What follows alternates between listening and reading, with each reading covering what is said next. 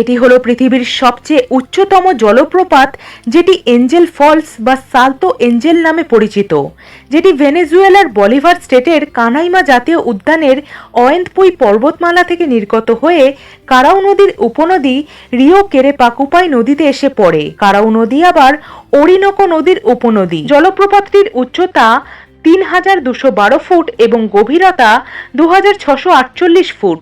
এত উচ্চতার কারণে যখন জল ওপর থেকে নিচে পড়ে সেটি ফগ বা কুয়াশার মতো আকারে পরিণত হয়ে যায়। ১৯৩৭ সালে মার্কিন বিমান চালক জিমি এঞ্জেল এই জলপ্রপাতটির ওপর দিয়ে যাওয়ার সময় এটি আবিষ্কার করেছিলেন, তাই তার নাম অনুসারে জলপ্রপাতটির নাম হয়েছে এঞ্জেল ফলস।